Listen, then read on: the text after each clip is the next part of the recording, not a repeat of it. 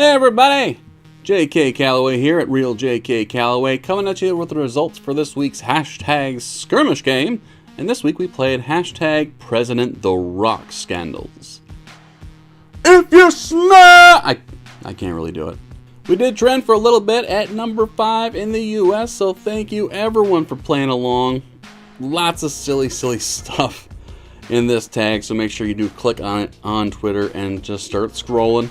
Lots of funny people out there. So let's know our roles and shut our mouths and get right into it. Our top 10 for this week's hashtag skirmish game, hashtag President the Rock Scandals.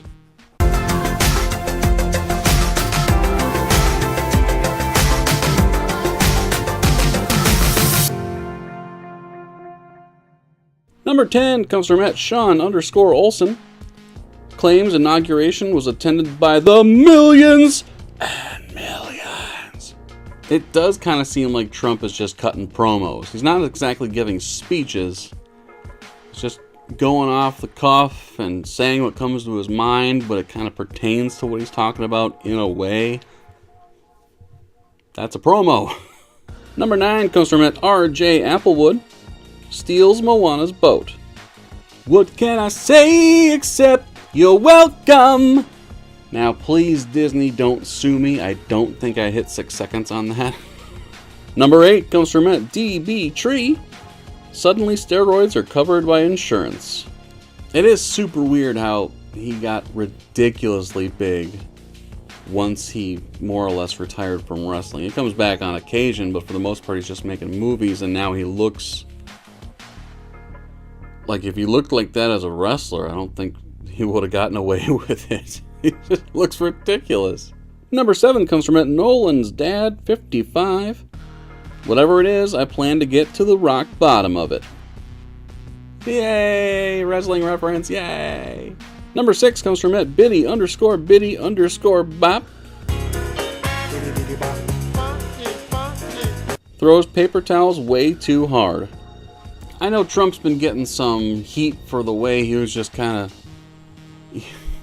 just being a dick about handing out singular supplies to a group of people who are clearly hungry, dehydrated, and emaciated. So maybe it was a nice thing by Trump, because if he threw it a little harder, he might have knocked them right over and broke their spine.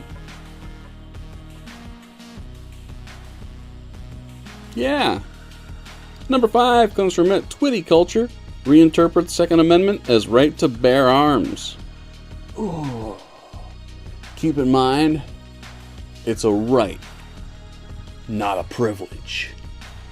Number 4 comes from @Topher_Bell. Accidentally kills Kevin Hart during a high five gone awry. Did anyone watch that Kevin Hart apology? Like,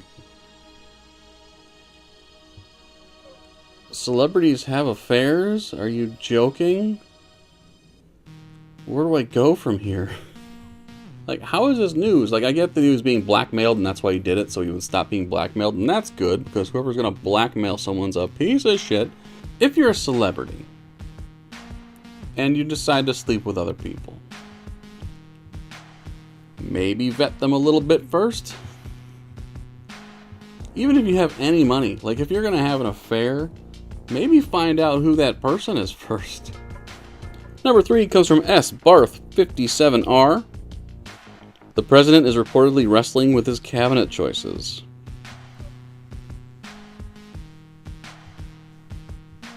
Wordplay makes me dance like this.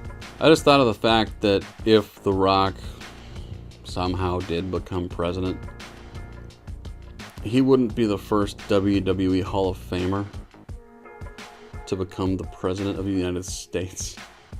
Donald Trump is. And The Rock's not even in the Hall of Fame yet. I mean, he will be eventually, but wow. Number 2 comes from @Explicit Tweets, referring to illegal aliens as bad jabronis. The scariest thing about this is that this means the Iron Sheik would have a cabinet position. I make you humble! He might fit, actually. Secretary of Defense. Make that happen.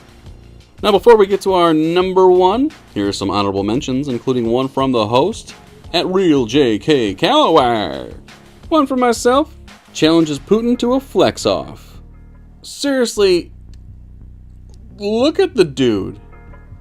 Like, there's got to be some kind of hormone he's taking to cause all that growth in a human. One from Kesha Tedder. He wants to build a wall just to break it. Wrong gimmick! You know what? You just made the list! Thanks, Chris.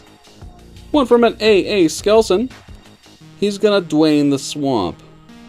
If dude actually runs in 2020, this almost certainly has to be his campaign slogan. This is beautiful. One from Hepatitis A2Z. What he is cooking smells suspiciously like Russian borscht. Really depends on how much protein there is in borscht.